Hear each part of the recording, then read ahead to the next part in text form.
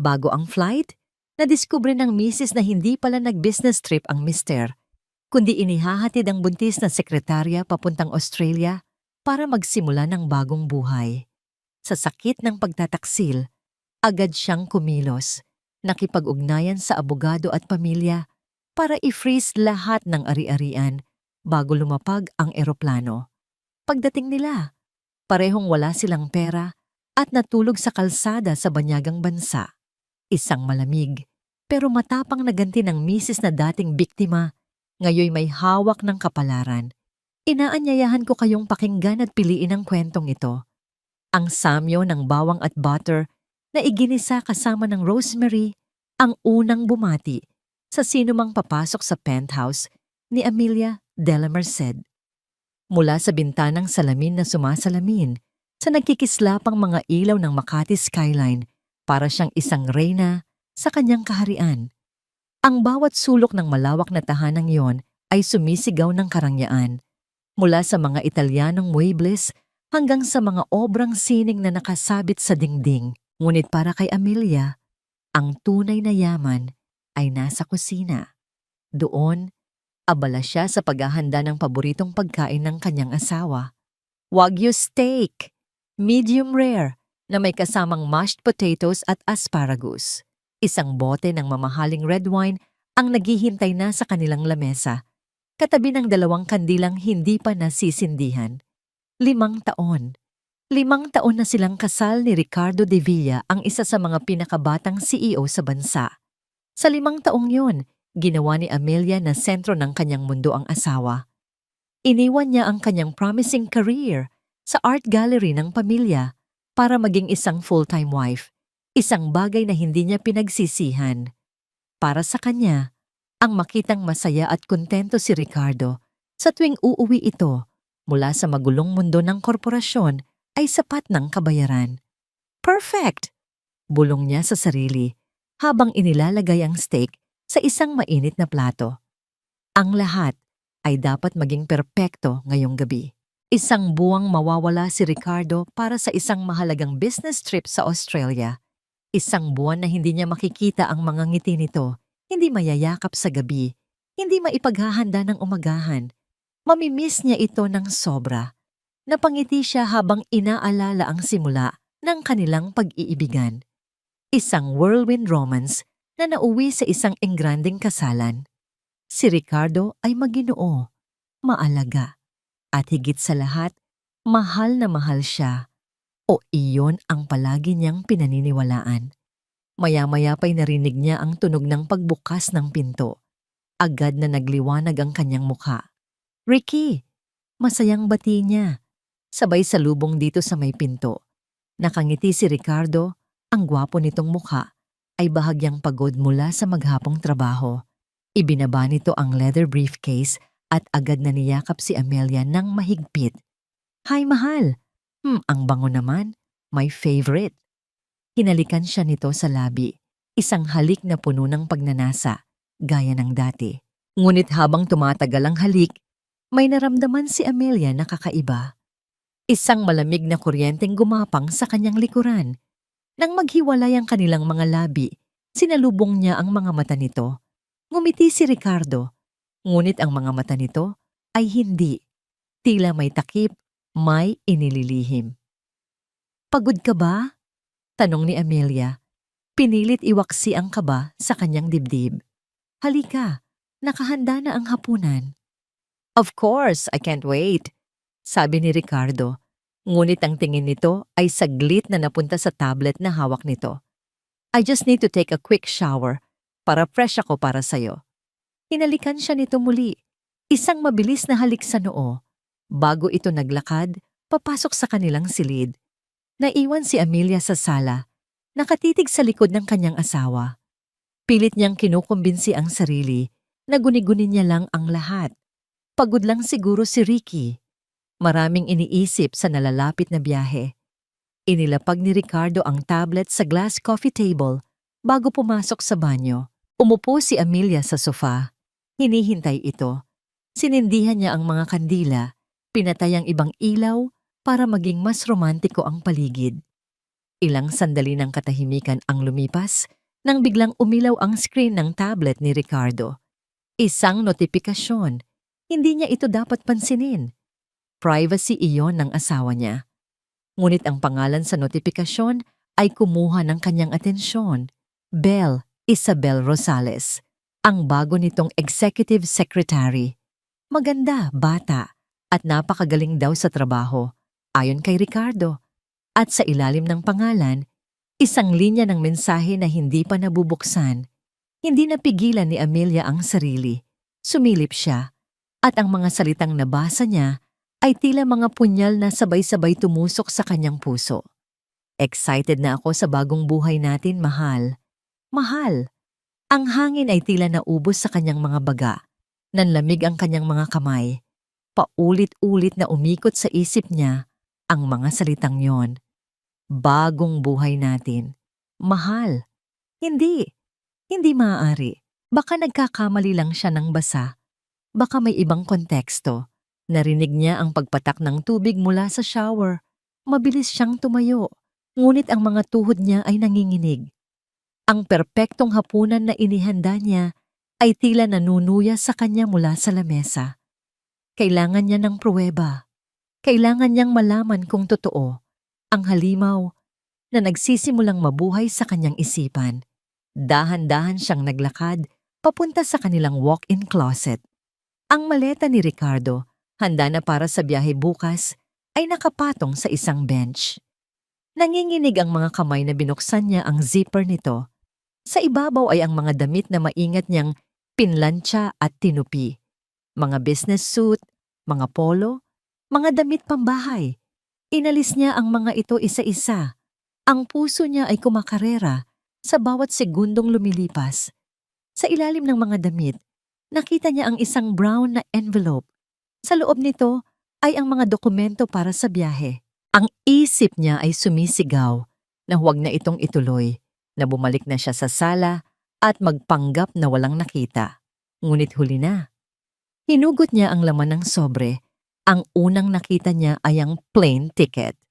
Pangalan, Ricardo de Villa. Destinasyon, Sydney, Australia. Tama. Iyon ang sinabi nito sa kanya. Ngunit may isa pang tiket sa likod nito.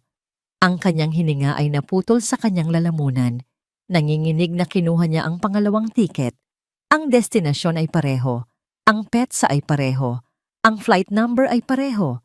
Pero ang pangalan ay hindi Amelia de la Merced. Ang pangalan na nakasulat doon, malinaw at hindi maikakaila, ay Isabel Rosales. Binitawan niya ang mga tiket na para bang napapaso siya. Ang mga ito ay lumagapak sa malambot na carpet. Napasandal siya sa pader, ang mga kamay ay nakatakip sa kanyang bibig upang pigilan ang isang hiyaw na gustong kumawala. Ang lahat ay nagsinungaling.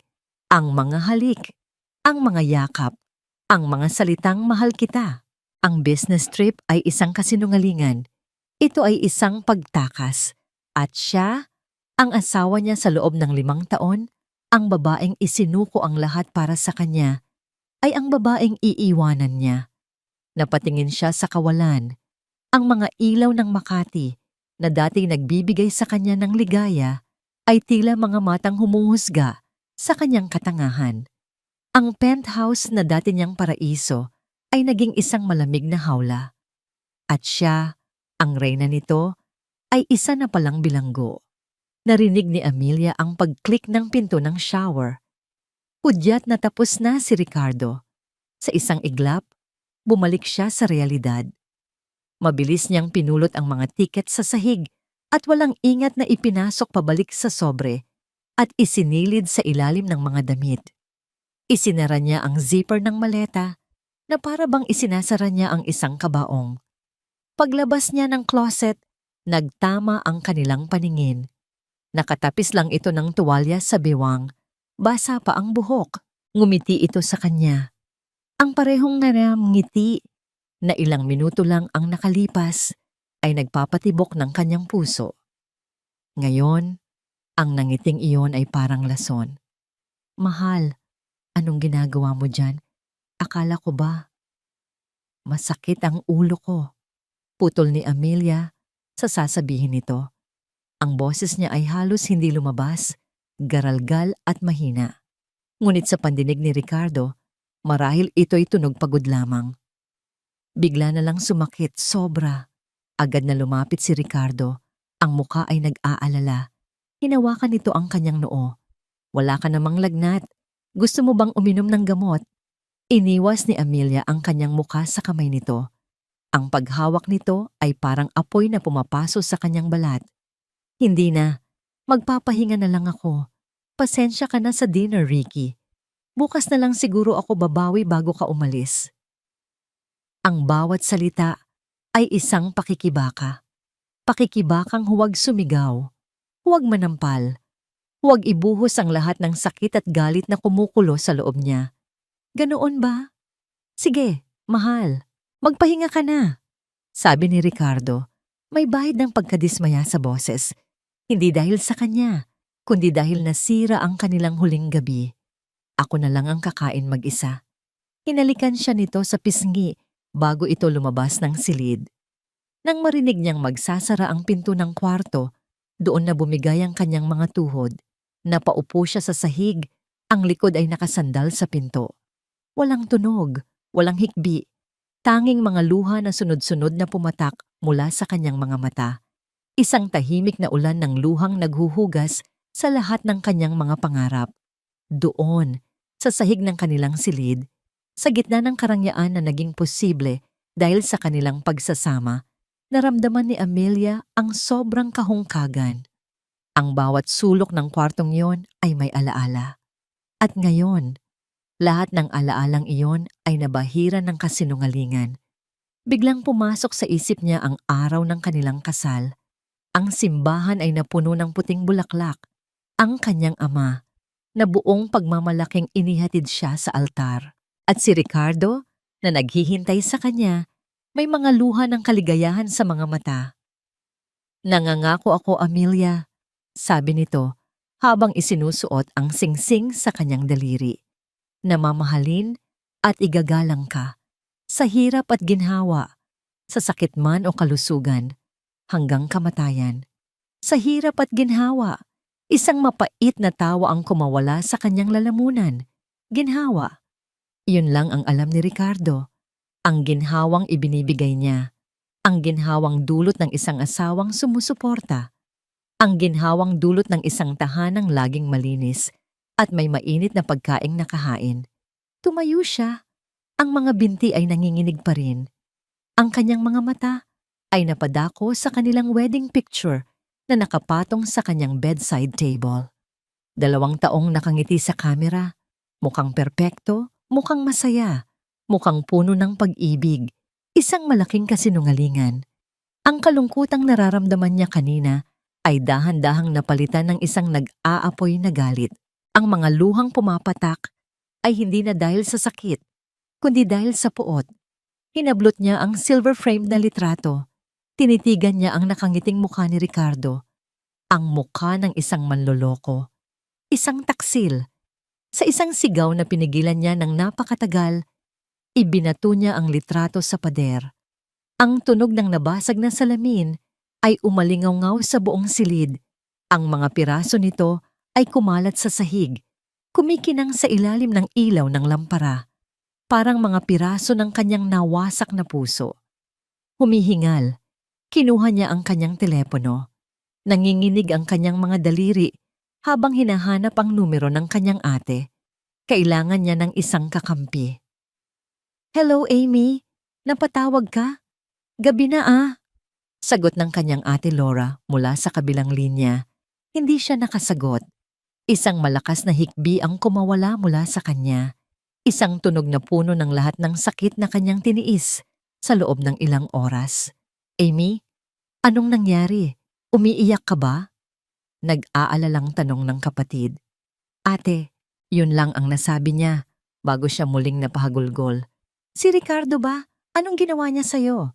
Sa pagitan ng kanyang mga hikbi, ikinuwento ni Amelia ang lahat. Ang tablet, ang mensahe, ang 2 plane ticket, ang katotohanang hindi ito business trip, kundi isang pagtanan kasama ang kanyang sekretarya. Sa kabilang linya, tahimik lang na nakikinig si Laura. Hinayaan siya nitong ilabas ang lahat ng kanyang sama ng loob. Nang matapos siyang magsalita, isang mahabang katahimikan ang namagitan sa kanila. Ate, anong gagawin ko? Tanong ni Amelia. Ang boses ay basag. Ang sakit-sakit. Makinig ka sa akin, Amelia, sabi ni Laura. Ang boses ay kalmado ngunit matigas. Huwag kang iiyak na parang talunan. Iiyak ka, oo. Ilabas mo lahat yan ngayong gabi. Pero pagkatapos niyan, lalaban ka. Hindi ka pinalaki ni Daddy para maging isang kaawa-awang biktima. Ang mga salita ng kanyang ate ay parang malamig na tubig na ibinuhos sa kanyang nag-aapoy na damdamin. Tumagos iyon sa kanyang kaluluwa. Tama ang ate niya. Hindi siya isang biktima. Hindi ko alam kung paano. Mahinang sagot niya. Alalahanin mo ang laging sinasabi ni Daddy. Patuloy ni Laura. Kapag nasa isang laban ka, siguraduhin mong dala mo ang pinakamalaking sandata. Hindi ka pwedeng lumaban ng mag-isa, Amy. Kailangan mo ng tulong. Biglang may naalala si Amelia. Isang pag-uusap nila ng kanyang ama. Ilang taon na ang nakalipas bago pa man ito pumanaw.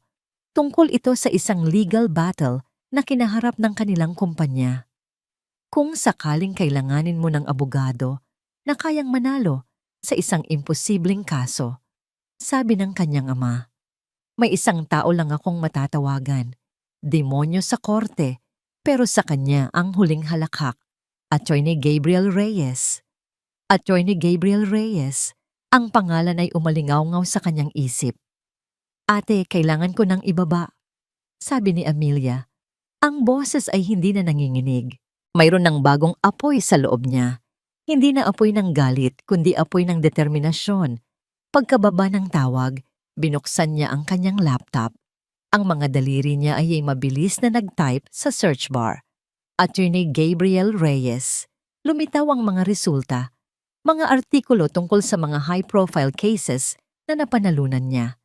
Isang litrato ng isang lalaking nasa mid-30s. Seryoso ang mukha. Matalim ang mga mata na tila kayang basahin ang kaluluwa ng sinuman. Ang kanyang law firm ay isa sa mga pinakaprestihiyoso sa Bonifacio Global City. Nakita niya ang contact number ng opisina nito. Walang pag-aalinlangan. Kinuha niya ang kanyang telepono at dinial ang mga numero. Hating gabi na. Malamang answering machine lang ang sasagot. Ngunit hindi iyon mahalaga. Ang mahalaga ay ang unang hakbang. Nag-ring ito ng ilang beses bago may sumagot. Reyes Law, how may I help you? Isang formal na boses mula sa automated system. Pinindot niya ang 0 para sa operator. Muli, isang recording. Our office hours are from 9 a.m. to 6 p.m., Mondays to Fridays. Hindi niya ito pinatapos. Pagkatapos ng beep, huminga siya ng malalim. Tumingin siya sa kanyang refleksyon sa madilim na screen ng laptop. Isang babaeng may magang mga mata, basang pisngi. Ngunit may nibagong determinasyon sa kanyang tingin. Ang boses niya ay nanginginig, ngunit buo nang siya ay magsalita. Kailangan ko ng tulong. Ang bawat hakbang ni Amelia papasok sa nagtataasang gusali sa Bonifacio Global City ay tila may bigat na 1 tonelada. Ang sikat ng araw sa labas ay kabaligtaran ng dilim na bumabalot sa kanyang puso. Ito na ang mundo ni Ricardo, isang mundo ng salamin, bakal, at matataas na pangarap. Ngayon, papasukin niya ito hindi bilang isang asawa, kundi bilang isang kalaban. Ang opisina ng Reyes Law Firm ay nasa ika-40 palapag. Pagbukas ng pinto ng elevator, isang malamig at tahimik na lobby ang sumalubong sa kanya. Ang lahat ay kulay puti, itim at abo. Minimalistiko. Walang palamuti maliban sa isang malaking logo ng R at L na magkadikit sa pader. Ang lugar ay sumisigaw ng kapangyarihan at kawalan ng emosyon. Good morning, ma'am. Do you have an appointment? Tanong ng receptionist. Ang ngiti ay profesional, ngunit walang init. I called last night for Attorney Gabriel Reyes. I'm Amelia de la Merced. Tumango ang babae at may pinindot sa telepono. Please have a seat, Mrs. de la Merced. Attorney Reyes will be with you shortly. Habang nakaupo sa isang modernong leather na sofa, hindi mapigilan ni Amelia ang paglaruan ng mga daliri. Para siyang isang estudyanteng naghihintay na mapunta sa principal's office. Ang bawat tiktak ng orasan sa pader ay tila isang martilyong pumupukpok sa kanyang dibdib. Paano kung hindi siya paniwalaan ng abogadong ito? Paano kung isipin nitong isa lang siyang desperadong asawa na gumagawa ng kwento? Mrs. de la Merced? Isang matangkad na lalaki na nakasuot ng formal na suit ang lumabas mula sa isang pinto na gawa sa frosted glass. Siya na siguro yon, Attorney Gabriel Reyes, nakatayo sa likod ng isang malaking mesa na gawa sa dark mahogany. Si Attorney Gabriel Reyes, walang anumang emosyon sa kanyang mukha habang pinapaupo siya nito sa silyang nasa harapan. Ang opisina nito ay kasing lamig ng lobby, organisado, malinis, at may malaking bintanang tanawang buong lungsod. Tila simbolo ng pagiging nasa itaas ng lahat. KPO tubig. Alok nito, ang boses ay baritono at direkta. Tubig na lang po. Halos pabulong na sagot ni Amelia. Hindi ito nagsalita habang inaabot sa kanya ang isang baso ng tubig. Umupo ito sa kanyang swivel chair. Pinagsalikop ang mga kamay sa ibabaw ng mesa at tinitigan siya. Ang kanyang mga mata, seryoso at matalim, ay tila sinusuri ang bawat hibla ng kanyang pagkatao. So, panimula nito. Naiwan ninyo sa aking voicemail na kailangan ninyo ng tulong. Anong klaseng tulong, Ginang de la Merced? Ang paggamit nito ng Ginang de la Merced ay formal at naglalagay ng distansya sa pagitan nila. Walang bahid ng pakikiramay, isa lang itong transaksyon. Huminga ng malalim si Amelia bago nagsalita. Inilatag niya ang lahat, simula sa mensahe sa tablet hanggang sa 2 plane ticket na nakita niya. Habang nagsasalita siya, pinilit niyang huwag manginig ang kanyang boses, huwag magpakita ng kahinaan. Ngunit ang mga alaala ay sariwa pa at ang sakit ay naroon pa rin. Nakinig lang si Gabriel. Hindi nagbago ang ekspresyon ng kanyang mukha. Hindi tumango, hindi umiling. Para siyang isang pader na bato. Nang matapos si Amelia, isang mahabang katahimikan ang namayani. Mahal niyo pa ba siya? Biglang tanong ni Gabriel. Natigilan si Amelia. Hindi iyon ang tanong na inaasahan niya. Hindi ito tungkol sa ebidensya o sa batas. Ano po? Ang asawa ninyo, mahal niyo pa ba siya? Pag-uulit nito, ang mga mata ay nakatitig pa rin sa kanya. Hindi kumukurap. Ang tanong ay parang isang sampal. Ano nga ba ang nararamdaman niya? Pagmamahal pa ba ito o isang sugat na hindi pa naghihilom? Sa tingin ko, ang pagmamahal na yon ay kasama na sa mga bagay na ninakaw niya sa akin kagabi. Bahagyang tumango si Gabriel, tila iyon ang sagot na gusto niyang marinig. Good. Mas madali ang lahat kung galit ang papairalin natin, hindi puso. So, ano ang gusto ninyong mangyari? Gusto kong pagbayaran niya ang ginawa niya. Sabi ni Amelia, may diin sa bawat salita. Pagbayaran? Gusto ninyo siyang makulong? Masira ang reputasyon? O gusto ninyong kunin ang lahat sa kanya hanggang sa wala nang matira? Ang mga salita nito ay direkta, halos malupit. Pinipilit siya nitong harapin ang pinakamadilim na bersyon ng kanyang kagustuhan. Sa isang saglit, sa likod ng profesional na maskara, hindi si Amelia de la Merced ang nakita ni Gabriel. Nakita niya ang isang anino ng nakaraan. Ang parehong sakit, ang parehong pagtataksil na minsan nang dumurog sa kanya. Ang mga mata nitong puno ng pinaghalong sakit at galit ay pamilyar sa kanya. Nakita niya iyon sa salamin maraming taon na ang nakalipas. Mabilis niyang iwinaksi ang alaala. Trabaho lang ito. Isa lang itong kaso. Lahat. Sagot ni Amelia. Ang boses ay matatag na ngayon. Gusto kong maramdaman niya ang pakiramdam na mag-isa at walang-wala. Sa unang pagkakataon, isang kakaibang kislap ang dumaan sa mga mata ni Gabriel. Isang bagay na tila paghanga o marahil ay interes. Sumandal ito sa kanyang upuan. Mayroon ba kayong pinirmahang special power of attorney para sa kanya? Tanong nito. Natigilan si Amelia. Oo, mga 1 taon na ang nakalipas. Para daw yon sa negosyo, para kung may kailangan siyang pirmahan. Habang wala ito, magagawa niya. Buong tiwala niyang pinirmahan iyon. Meron po. At binigyan niya rin ba kayo ng isa? Tumango si Amelia. Oo, para daw patas. Isang halos hindi mahahalata. Mapanuyang nangiti ang sumilay sa labi ni Gabriel. Pagiging patas. Interesting. Ginang de la Merced, ang papel na yan na pinapirma niya sa inyo, na akala ninyo ay tanda ng tiwala, ay ang magiging pinakamalaking pagkakamali ng buhay niya. Hindi naintindihan ni Amelia. Tumayo si Gabriel at lumapit sa bintana. Nakatalikod sa kanya.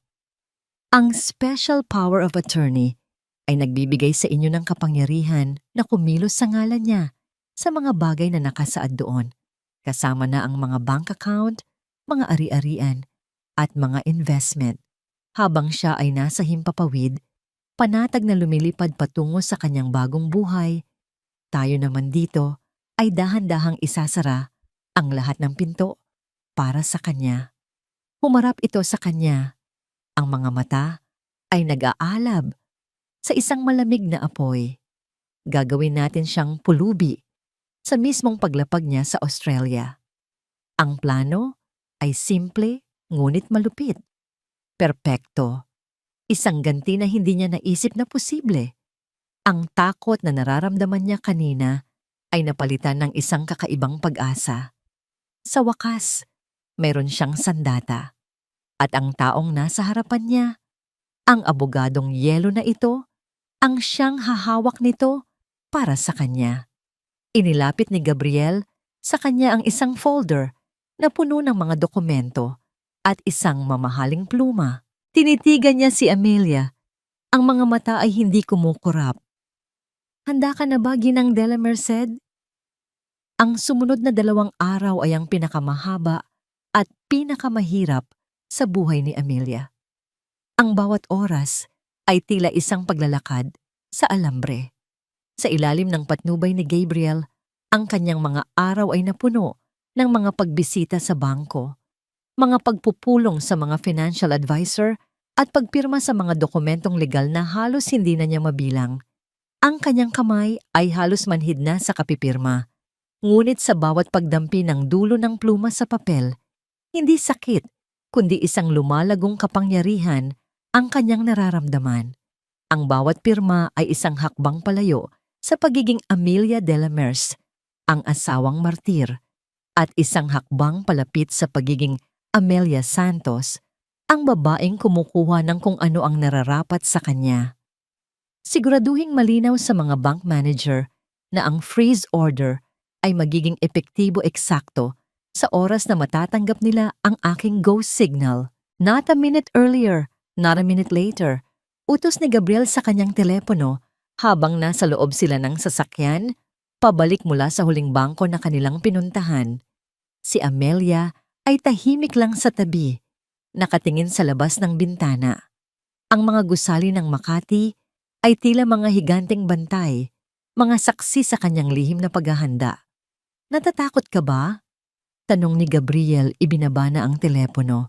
Hindi lumingon si Amelia. Hindi takot, kaba. Para akong isang artista sa entablado, naghihintay sa huling eksena. Isang maling galaw lang at masisira ang lahat. Hindi masisira, tiyak na sabi ni Gabriel. Everything is in place. Ang tanging kailangan mo na lang gawin ay ang pinakamahirap na parte, ang umarte na parang walang nangyayari. Iyon nga ang pinakamahirap. Ang umuwi sa kanilang penthouse gabi-gabi at harapin si Ricardo. Ang nangitian ito, asikasuhin at pakinggan ang mga kasinungalingan nito tungkol sa importanteng business deal sa Australia. Ang bawat pagngiti niya ay isang pagsubok sa kanyang pagtitimpi. Ang bawat paghawak nito sa kanya ay isang pambabastos na kailangan niyang tiisin. Nang gabing iyon, Isang hindi inaasahang pagbisita ang sumubok sa kanyang katatagan. Ang biyenan niya, si Doña Elvira de Villa, ay dumating para sa hapunan. Isang babaeng may matapang na tingin at kilay na laging nakataas, na mula pa noon ay hindi siya lubusang tinanggap. Amelia, Hija, bati nito. Humalik sa kanyang pisngi, ngunit ang mga mata ay nanunuri, tinitingnan ang bawat sulok ng kanyang tahanan. I just came to see Ricky before his long flight, at para siguraduhing inaalagaan mo siyang mabuti. Sa hapagkainan, ang tensyon ay maaaring hiwain ng kutsilyo. So this trip to Australia, gaano ba talaga ito kahalaga, Ricardo? Tanong ni Doña Elvira habang hinihiwa ang kanyang steak. Very important, Mama. Sagot ni Ricardo, nakangiti. This could secure the company's expansion for the next 10 years. At ikaw, Amelia, baling sa kanya ng biyenan, hindi ka ba nalulungkot na maiiwan kang mag-isa dito ng isang buwan? You should come with him. A wife's place is with her husband. Naramdaman ni Amelia ang pag-init ng kanyang mga pisngi. Ngumiti siya ng pilit. Naisip ko rin po iyon, Mama. Pero kailangan din po ako dito para asikasuhin ang bahay at para suportahan si Ricky mula dito. Support! Pag-uulit ni Doña Elvira na may bahid ng panguuyam. Sa ilalim ng mesa, naramdaman ni Amelia ang pag-vibrate ng kanyang telepono. Isang text message. Alam niyang galing iyon kay Gabriel. Palihim niya itong sinilip. Just stick to the plan. You can do this. Ang simpleng mensaheng iyon ay parang isang kalasag. Huminga siya ng malalim at ngumiti ng mas matamis sa kanyang biyenan. Opo, Mama. Ang suporta ko kay Ricky ay hindi nagbabago. Ang gabi ay lumipas na parang isang panaginip na puno ng pagkukunwari. Kinabukasan, ang araw ng pag-alis ni Ricardo. Habang nag-iimpake si Ricardo ng mga huling gamit, pinanood siya ni Amelia mula sa kama. Bawat galaw nito, bawat pagtupi ng damit, ay isang paalala ng kanyang pagtataksil. Nilagay niya ang mga paboritong pabango nito sa maleta. Inayos ang mga necktie. Ginampanan niya ang papel ng isang maasikasong asawa hanggang sa huling sandali. Ang puso niya ay hindi na bato. Ito ay yelo. Mamimiss kita, sabi ni Ricardo. Lumapit sa kanya at niyakap siya mula sa likod. Naramdaman niya ang init ng hininga nito sa kanyang leeg. Dati, ang pakiramdam na ito ay nagpapakalma sa kanya. Ngayon, gusto niyang masuka. Ako rin, sagot niya. Ang boses ay walang emosyon. Mag-iingat ka doon. Don't worry, mahal. Para sa atin din naman ito. Para sa future natin. Future natin. Gusto niyang humalakhak. Ang hinaharap na sinasabi nito ay kasama ang ibang babae sa ibang bansa.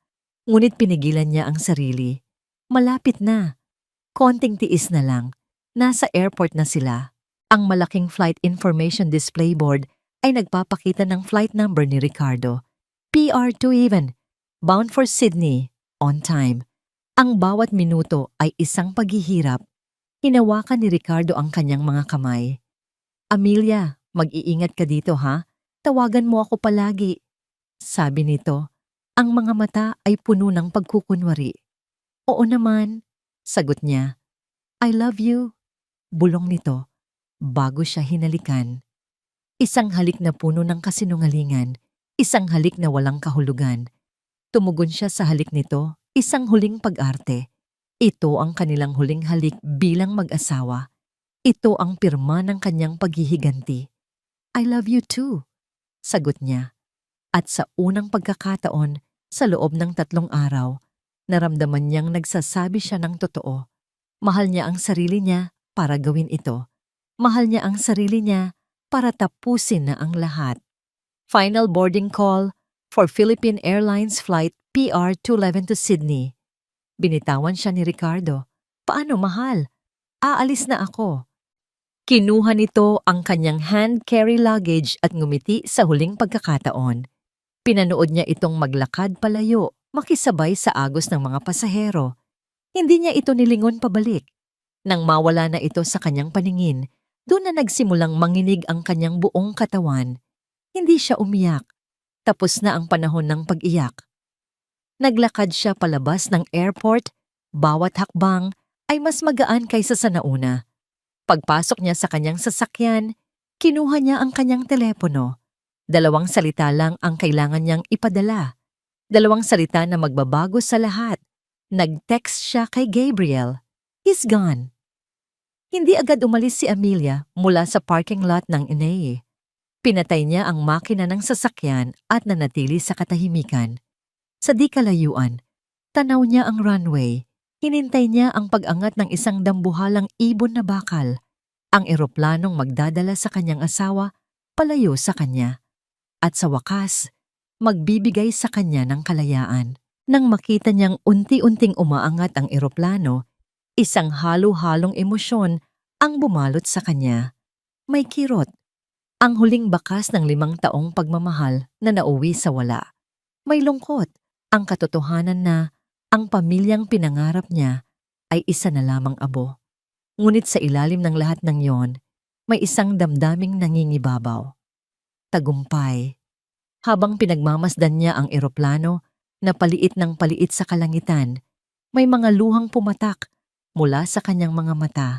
Ngunit hindi ito mga luha ng pagkatalo. Ito ay mga luha ng paglaya. At sa gitna ng mga luha, isang ngiti ang unti-unting sumilay sa kanyang mga labi. Isang tunay na ngiti. Ang unang tunay na ngiti sa loob ng ilang araw. Kinuha niya ang kanyang telepono. Isang numero lang ang nasa isip niya.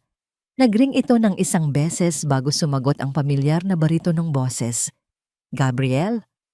Amy, nakaalis na ba siya? Tanong ni Gabriel mula sa kabilang linya. Ang boses ay kalmado at kontrolado. Tumingin si Amelia sa tuldok na lang na naiwan sa himpapawid. Ang huling bakas ng kanyang nakaraan. Huminga siya ng malalim at sa kanyang pagbuga, binitawan niya ang lahat ng bigat. Gabe, sabi niya, ang boses ay kay matatag at puno ng kapangyarihan. It's time. Libu-libong talampakan sa himpapawid, sa loob ng business class cabin. Ibang-iba ang mundo. Ang malambot na ilaw, ang walang hanggang daloy ng champagne, at ang pakiramdam ng pagiging hindi matitinag. To us, sabi ni Ricardo de Villa, itinaas ang kanyang champagne glass. Sa tapat niya, nakangiti si Isabel Rosales, ang mga mata ay nagniningning sa tuwa at tagumpay. Itinaas din niya ang kanyang baso. To our new life, mahal, malayo sa lahat ng gulo. Wala nang gulo, pagtitiyak ni Ricardo. This is just the beginning, Belle, ang simula ng lahat. Australia today, the world tomorrow. Hinawakan niya ang kamay nito sa ibabaw ng maliit na lamesa. At sa lalong madaling panahon, magiging Mrs. De Villa ka na rin. Ang ngiti ni Isabel ay lalong lumawak. Sumandal ito sa kanya at bumulong. Paano si Amelia? Isang mapanuyang nangiti ang gumuhit sa labi ni Ricardo. Amelia? She'll be fine. She's strong. At isa pa, hindi niya malalaman ang lahat hanggat hindi pa tayo nakaayos sa Sydney. By then, it will be too late for her to do anything. Tumingin siya sa labas ng bintana, sa makapal na ulap sa ilalim nila. Pakiramdam niya ay isa siyang Diyos, nakatingin sa mundong kanyang iniwan. Ang 8 oras na biyahe ay parang isang panaginip. Nanonood sila ng mga pelikula, nagtatawanan, at nagpaplano para sa kanilang kinabukasan. Ang bahay na bibilhin nila sa isang magandang suburb, ang paaralan kung saan mag-aaral ang kanilang anak, ang negosyong itatayo niya roon. Ang lahat ay perpekto. Paglapag nila sa Kingsford Smith Airport sa Sydney, ang hangin ay puno ng pangako. Welcome to our new home, mahal, sabi ni Ricardo habang yakap-yakap si Isabel sa labas ng airport. Nagpahatid sila sa isang limousine papunta sa kanilang hotel, isang 5-star hotel na overlooking ang sikat na Sydney Opera House. Ito ang simula na pinapangarap nila. Sa engrandeng lobby, lumapit si Ricardo sa front desk. Ang braso ay nakaakbay pa rin kay Isabel. Good afternoon. I have a reservation under the name Ricardo de Villa, the presidential suite. Sabi niya nang may kumpiyansa. Certainly, Mr. de Villa. Welcome to the hotel. Nakangiting sabi ng receptionist. May I have your credit card for the incidental deposit, please? Of course. Buong pagmamalaking inilabas ni Ricardo ang kanyang platinum credit card at iniabot ito. Kinuha ito ng babae at isinwipe sa machine. Tumingin ito sa screen at ang nangiti nito ay bahagyang nawala. Isinwipe niya itong muli. Ang kanyang noo ay kumunot. I'm sorry, sir. It seems the card has been declined. Mahinang sabi nito, tila nahiya para sa kanya. Natawa si Ricardo. Declined? Imposible. That card has no limit. Try it again. Sinubukan muli ng babae, ngunit pareho pa rin ang resulta. I'm very sorry, sir. Perhaps you have another card. Ang inis ay nagsimulang gumapang sa dibdib ni Ricardo. Medyo napapahiya na siya. Si Isabel sa tabi niya ay hindi na mapakali. Kumuha siya ng isa pang credit card mula sa kanyang wallet.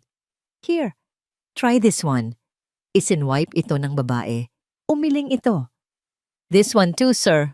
Declined. What the hell is going on? Hindi na napigilan ni Ricardo ang pagtaas ng kanyang boses. Nag-aalangan, iminungkahi ng receptionist. Perhaps you should call your bank, sir? Tumabi si Ricardo. Ang muka ay namumula na sa galit at hiya. Kinuha niya ang kanyang telepono para tawagan ang bangko.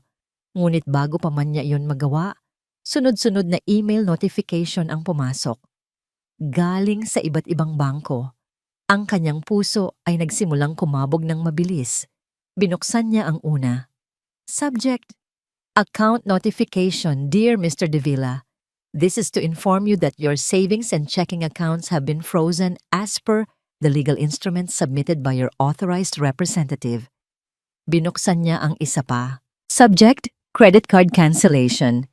This is to inform you that your credit card ending in 88 and 26 has been canceled effective immediately.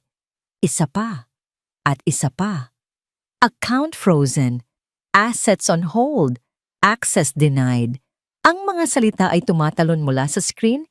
Sinasaksak siya ng paulit-ulit. Nanginginig ang kanyang mga kamay. Binuksan niya ang kanyang mobile banking app. Ang kanyang milyon-milyong piso na laman. Wala na. Balance, PHP 0.00. Hindi. Hindi maaari. Bulong niya, ang pawis ay nagsimulang mamuo sa kanyang noo. Ricky, anong nangyayari? Tanong ni Isabel. Ang boses ay puno ng pag-aalala. Hindi niya ito pinansin.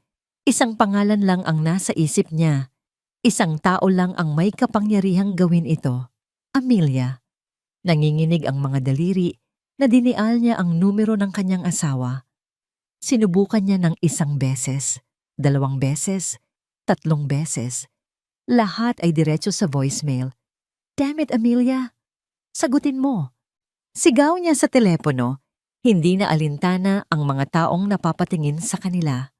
Sinubukan niya muli, ngunit bago pa man mag-ring, isang text message ang pumasok. Galing sa numero ni Amelia. Sa wakas, mabilis niya itong binuksan, nag-aabang ng isang mahabang paliwanag, isang galit na mensahe, kahit ano. Ngunit ang mensahe ay maikli lang. 3 salita. 3 salitang bumuwal sa kanyang mundo at nag-iwan sa kanya na nakatayo sa gitna ng isang engranding lobby sa ibang bansa. Isang hari na walang kaharian. Isang CEO na walang pera. Isang taksil na walang matatatakbuhan. Ang laman ng text: Enjoy your new life. Ang tagumpay ay may kakaibang lasa. Matamis sa simula.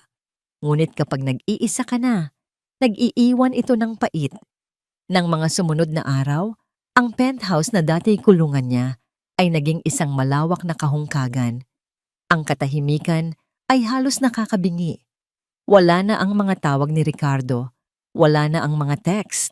Ang tanging koneksyon niya sa gulong nilikha niya ay ang mga updates mula kay Gabriel na nagsasabing si Ricardo ay desperadong sinusubukang Kontakin ang lahat ng kakilala nito sa Pilipinas para humingi ng tulong. Ngunit wala ni isang gustong magpautang sa isang taong ang buong yaman ay biglang naglaho. Nanalo si Amelia. Ngunit bakit parang hindi siya masaya? Isang hapon, habang nakatayo sa gitna ng kanilang walk-in closet, napagdesisyonan niyang oras na para harapin ang mga multo ng nakaraan. Kumuha siya ng malalaking itim na garbage bag. Isa-isa niyang hinugot mula sa aparador ang mga damit ni Ricardo. Ang bawat damit ay may dalang alaala. Ang business suit na suot nito noong una silang magkita. Ang paborito nitong polo shirt na suot nito tuwing linggo. Ang mamahaling cashmere sweater na regalo niya noong anibersaryo nila. Naamoy pa niya ang pabango nito na nakakapit sa tela. Isang samyo na dating nagpapakalma sa kanya, ngunit ngayon nagdudulot ng bahagyang pagkasuklam. Walang awa niyang ipinasok ang mga damit sa loob ng itim na supot. Ang bawat piraso ay tila isang bahagi ng kanilang buhay na itinatapon niya. Hindi siya umiyak. Pakiramdam niya'y naubos na ang kanyang mga luha. Ang nararamdaman niya ay isang malamig at determinadong paglilinis. Tinatanggal niya ang lahat ng bakas ni Ricardo de Villa sa kanyang buhay. Nasa kalagitnaan siya ng paglalagay ng mga sapatos nito sa isang kahon nang biglang tumunog ang doorbell. Natigilan siya. Sino naman ang bibisita? Hindi niya inaasahan ang kahit sino. Dahan-dahan siyang naglakad papunta sa pinto at sumilip sa peephole. Nakahinga siya nang maluwag nang makita kung sino yon. Binuksan niya ang pinto. Nakatayo roon si Attorney Gabriel Reyes. Suot ang kanyang karaniwang madilim na suit, seryoso ang mukha. Ngunit ang daladala nito ang nakapagpataka sa kanya. Isang briefcase sa isang kamay at dalawang malaking kahon ng pizza sa kabila. Attorney Reyes, gulat na sabi ni Amelia. Gabriel na lang, kung okay lang sa'yo. Nasa labas na tayo ng opisina. Sabi nito, ang boses ay formal pa rin. May dala akong ilang dokumento na kailangan mong pirmahan at naisip ko lang, itinaas nito ng bahagya ang mga kahon ng pizza. It's better to sign legal documents on a full stomach. Hindi napigilan ni Amelia ang isang maliit na ngiti. Salamat, Gabriel. Pasok ka. Pumasok ito at agad na napansin ang mga itim na supot at mga kahon sa gitna ng sala. Mukhang abala ka. Nagbabawas ng basura. Simpleng sagot ni Amelia. Walang sinabi si Gabriel, ngunit may pag-intindi sa kanyang mga mata. Inilapag nito ang pizza sa coffee table. Saan tayo pwedeng umupo? Tumingin si Amelia sa paligid. Ang kanilang grandiosong dining table ay masyadong formal para sa pizza. Sa sahig na lang siguro, alanganing mungkahin niya. Tumangulang si Gabriel. Tinanggal nito ang kanyang coat, maingat na inilagay sa sofa at umupo sa sahig. Isinandal ang likod sa sofa. Ginawa rin yun ni Amelia. Habang kumakain sila ng pizza sa katahimikan, naramdaman ni Amelia ang paggaan ng kanyang pakiramdam. Ang presensya ni Gabriel, kahit tahimik, ay tila pumuno sa kahungkagan ng lugar. Kumusta ka? Tanong nito sa wakas, matapos lunukin ang isang piraso ng pizza. Okay lang, sagot ni Amelia. Nasanay na sa katahimikan. Ang katahimikan ay pwedeng maging kapayapaan o pwedeng maging kulungan, sabi ni Gabriel, na para bang nagsasalita sa sarili. Tumingin ito sa kanya. Sa'yo ano ito? Nag-isip si Amelia. Sa ngayon, pareho pa siguro. Tumango si Gabriel. Naiintindihan ko. Salamat dito, Gabe, sabi ni Amelia. Tinitingnan ng pizza. At sa lahat ng tulong mo, hindi ko alam kung bakit. Pero parang mas personal sa'yo ang kasong ito. Parang hindi lang ito trabaho. Isang mahabang katahimikan ang namagitan. Tumingin si Gabriel sa malayo, sa mga ilaw ng syudad sa labas ng bintana. Isang bakas ng kalungkutan ang dumaan sa kanyang mga mata. Sabihin na lang natin na, panimula nito, ang boses ay bahagyang bumaba. May mga personal na dahilan kung bakit ayaw na ayaw ko sa mga kaso ng pagtataksil. Iyon lang, hindi na ito nagpaliwanag pa. Ngunit sapat na yon para maintindihan ni Amelia na sa likod ng abogadong yelo may isang taong minsan na ring nasugatan. Ikaw, baling ni Gabriel sa kanya, na tila gustong ibahin ang usapan. Mukhang mas matatag ka na ngayon. Kailangan, sabi ni Amelia. Wala akong ibang pagpipilian. Doon, sa unang pagkakataon, mula nang makilala niya ito, isang tunay na ngiti ang sumilay sa labi ni Gabriel. Hindi ito malapad, ngunit totoo. Meron kang pagpipilian, Amy. Pwede kang umiyak sa isang sulok. Pwede kang magmukmok. Pero pinili mong lumaban. Huwag mong maliitin ang sarili mo. Ang pagtawag nito sa kanya ng Amy at ang nangiting iyon ay nagdulot ng isang kakaibang init sa dibdib ni Amelia. Isang bagay na matagal na niyang hindi naramdaman. Ngunit ang panandaliang kapayapaan ay biglang nawasak. Isang malakas at sunod-sunod na katok sa pinto ang umalingaw-ngaw sa buong penthouse na sinundan ng pagtunog ng doorbell na walang tigil. Ang tunog ay marahas at mapilit. Nagkatinginan sina Amelia at Gabriel, parehong nagtataka. Dahan-dahan, tumayo si Amelia. Sino kaya yan? Lumapit siya sa pinto at sumilip sa peephole. Ang init na naramdaman niya kanina ay biglang napalitan ng nagyayelong takot. Sa labas ng kanyang pinto, nakatayo ang biyenan niya. Ang mukha ni Doña Elvira de Villa ay hindi lang galit. Ito ay nagliliyab. Napatalon bahagya si Amelia sa biglaang pagbabago ng aura sa silid. Ang panandaliang kapayapaan ay winasak ng marahas na pagkatok. Tumingin siya kay Gabriel, ang mga mata ay puno ng pagtatanong. Isang halos hindi mahahalata, ngunit makahulugang pagtango ang isinagot nito, na para bang sinasabing, "Kaya mo yan, nandito ako."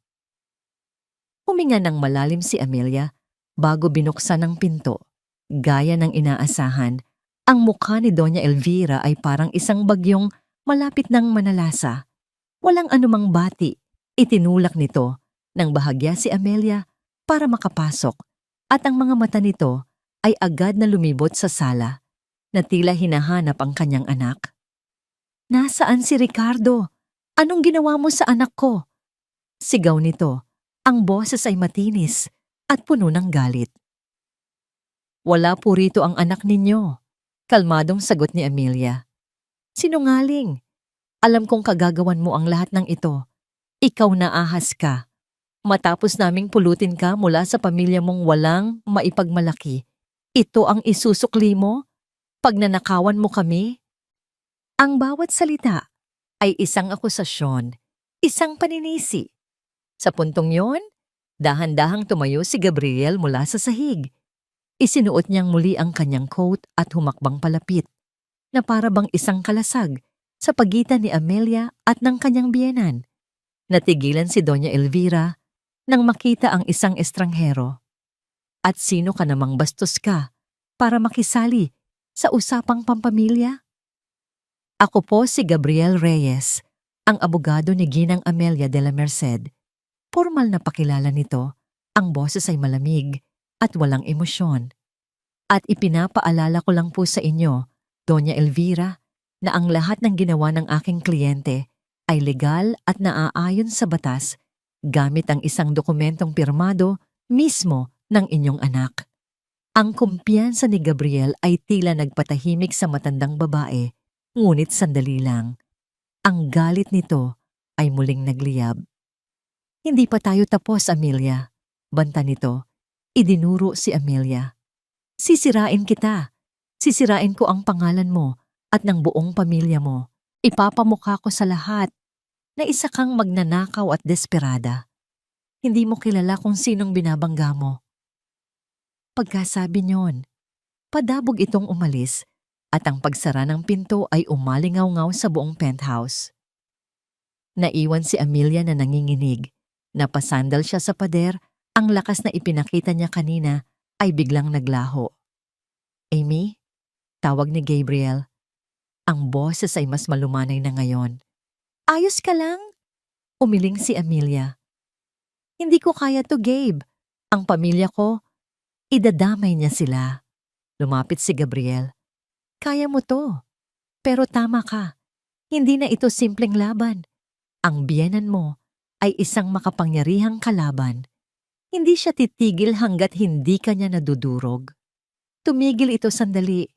Tila nag-iisip. Para manalo sa isang giyera, kailangan mong kilalanin ng husto ang iyong kalaban. At sa ngayon, hindi lang ang biyenan mo ang kalaban. Ang totoong kalaban ay ang babaeng kasama ni Ricardo.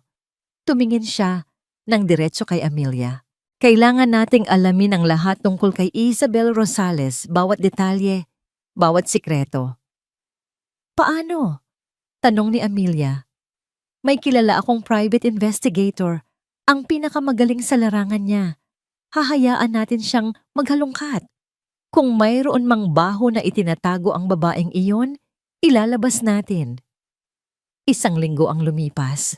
Isang linggo ng nakakabinging katahimikan at nakakakabang paghihintay. Isang hapon, tumawag si Gabriel at pinapunta siya sa opisina nito. Pagdating ni Amelia, nakaupo na si Gabriel sa kanyang mesa. Sa ibabaw nito ay isang malaking brown na Manila envelope. Dumating na, sabi nito. Itinulak ang sobre palapit sa kanya. Nanginginig ang mga kamay na binuksan ni Amelia ang sobre. Ang laman nito ay mga litrato. Mga litratong kuha mula sa malayo. Sa unang tingin, si Isabel ang nasa mga ito. Naglalakad sa mall, kumakain sa restaurant. Normal. Ngunit habang tinitingnan niya ang mga susunod na litrato, isang malamig na kuryente ang gumapang sa kanyang likuran. Sa mga litratong ito, may kasama si Isabel. Isang lalaki. Hindi si Ricardo. Isang lalaking mas bata, maganda ang katawan. At sa paraan ng paghawak nito sa bewang ni Isabel, halatang higit pa sa kaibigan ang relasyon nila. Ang mga litrato ay kuha ilang linggo bago pa man ang biyahe nila ni Ricardo. Manloloko rin siya, bulong ni Amelia. Hindi makapaniwala. May mas malala pa dyan, sabi ni Gabriel. Ang panga ay nakatiim. Itinuro nito ang isang folder ng mga dokumento sa ilalim ng mga litrato. Basahin mo ang report. Binuklat ni Amelia ang report. Mga impormasyon tungkol sa buhay ni Isabel, ang kanyang pamilya, mga dati niyang trabaho, mga naging kasintahan. At sa huling pahina, may isang dokumentong naka-attach. Isang kopya ng isang resulta ng laboratorio mula sa isang clinic. Nakuha iyan ng investigator mula sa isang source na banda sa loob ng clinic, paliwanag ni Gabriel. It's a prenatal report. Routine blood work. Tiningnan ni Amelia ang mga detalye. Nakasulat doon ang pangalan ni Isabel Rosales at sa ibaba ang mga resulta. Blood type, B is walang kakaiba doon. Ngunit sa tabi nito, may sulat kamay na tala ang investigator. Subject, Isabel Rosales. Blood type, B+ known associate, Ricardo de Villa. Blood type, Opla. Hindi ko maintindihan, Gabe, sabi ni Amelia nalilito. Hindi sumagot si Gabriel. Kumuha ito ng isang pirasong papel at pluma. Isinulat niya ang mga impormasyon. Ricardo, O+ Isabel. B+ tumingin ito kay Amelia. Ang mga mata ay seryoso. Amy, noong nag-aral ka ba ng biology, napag-aralan ninyo ang tungkol sa blood types? Tumango si Amelia. Hindi pa rin sigurado kung saan patungo ang usapan. Ang isang magulang na may type O blood at isang magulang na may type B blood, dahan-dahang paliwanag ni Gabriel na para bang nagtuturo sa isang bata, ay hindi posibleng magkaroon ng anak na may type AB. Posibleng type B o type O lang. Ayon sa source ng investigator, ang resulta ng amniocentesis test ng sanggol sa sinapupunan ni Isabel ay type AB. Ang mga salita ay tila lumutang sa hangin. Inabot ng ilang segundo bago ito lubusang maintindihan ni Amelia. At nang maintindihan na niya, ang hangin ay naubos sa kanyang mga baga. Ang batang dahilan ng pagkasira ng kanyang pamilya, ang batang ipinagpalit sa kanya ni Ricardo, hindi anak ni Ricardo. Napatayo si Gabriel, ang kamao ay nakakuyom sa ibabaw ng mesa. Ang kalmadong ekspresyon nito ay napalitan ng isang nag-aapoy na galit na ngayon lang nakita ni Amelia. Ang lahat ng piraso ng puzzle ay biglang nagkabit-kabit sa kanyang isipan. Ang lalaki sa litrato, ang blood type, ang pera. Kinuha nito ang telepono at mabilis na may tinawagan. Si Amelia. Nang sagutin niya ang nanginginig na telepono, ang boses ni Gabriel sa kabilang linya ay hindi na boses ng isang abogado. Ito ay boses ng isang taong nakatuklas ng isang karumal-dumal na katotohanan. Amy, bumalik ka dito sa opisina. Ngayon din. Kailangan mong makita to. Gabe, ano to? Hindi ko maintindihan. Amy, putol nito. Ang boses ay seryoso at mabigat na hindi pa niya narinig kailanman. Hindi na ito tungkol sa pera. Hindi na ito tungkol sa panloloko lang. Huminga ito ng malalim bago binitawan ang mga salitang babago sa lahat. Hindi ka lang niloko. Ginawan ka ng isang patibong. Ang amoy ng luma at mamasa-masang carpet ang bumati kay Ricardo pagkagising. Ang malambot na kama ng 5-star hotel ay napalitan ng isang matigas at lumulundo na kutsyon sa isang cheap motel sa isang hindi pamilyar na suburb ng Sydney. Ang engrandeng tanawin ng Opera House ay napalitan ng pader na may bakas ng mga anay at bintanang tanaw ang maingay na kalye. Ito na ang kanilang bagong buhay. Isang impyerno. 2 linggo na silang nagpalipat-lipat. Ang kaunting cash na dala nila ay paubos na. Ang lahat ng kaibigan at kasosyo na tinawagan niya ay bigla na lang naging abala o hindi na matawagan. Ang pangalang Ricardo de Villa na dati nagbubukas ng lahat ng pinto ay isa na ngayong sumpa. Wala pa rin? Tanong ni Isabel mula sa banyo. Lumabas ito, nakasuot ng isang luma ng bestida. Ang dating maaliwalas nitong muka ay napalitan ng pagkayamot at inis. Sinusubukan ko pa. Ninisigaw pabalik ni Ricardo. Muling dinial ang numero ng kanyang ina. Ngunit diretso lang ito sa voicemail. Peste! Kahit si Mama, hindi ako sinasagot. Ano pa ba nga asahan mo?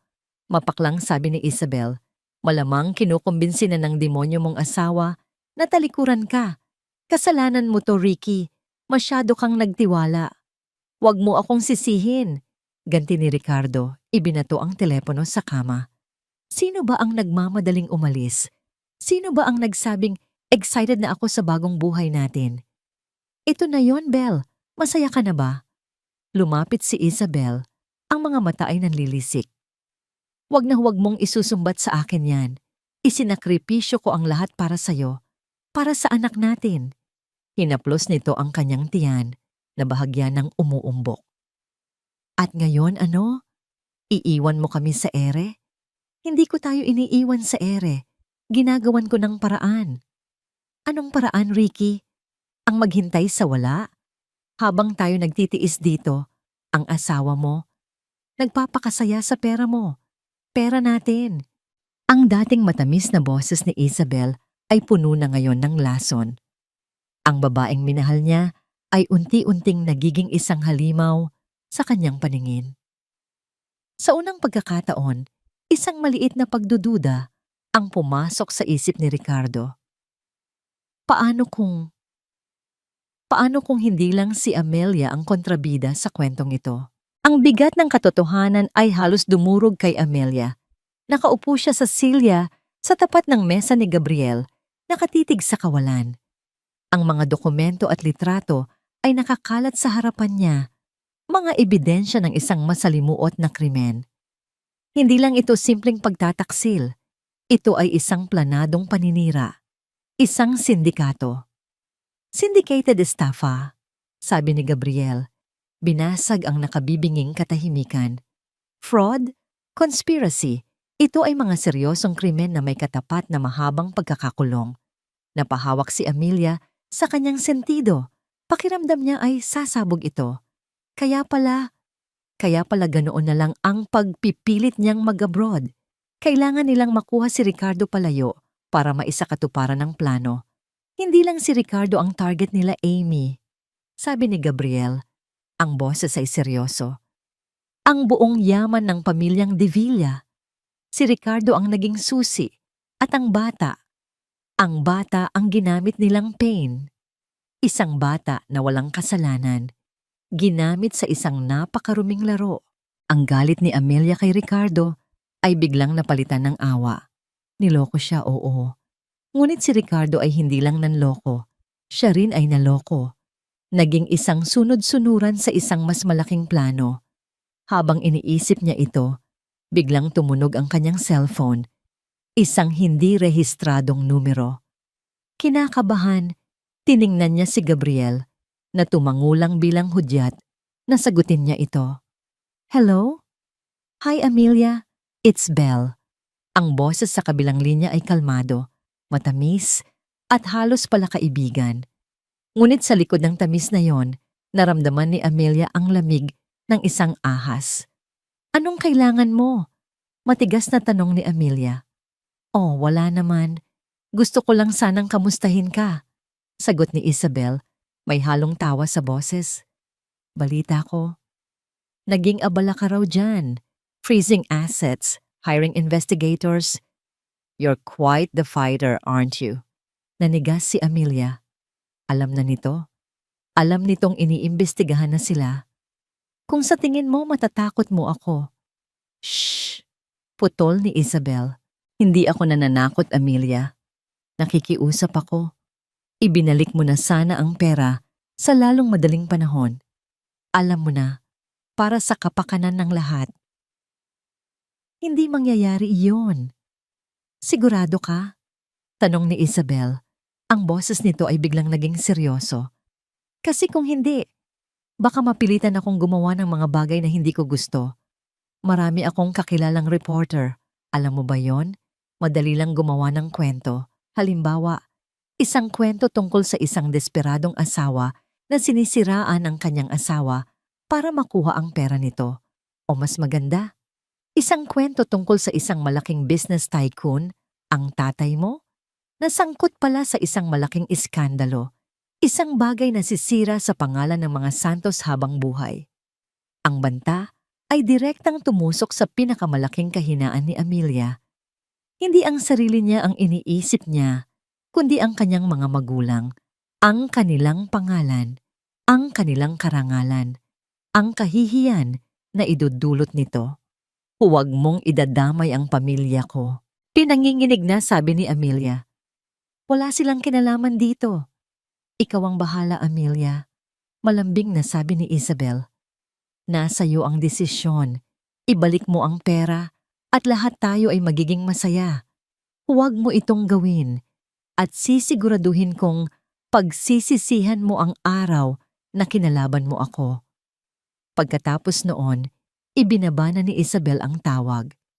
Nabitawan ni Amelia ang telepono. Napasabunot siya sa kanyang buhok.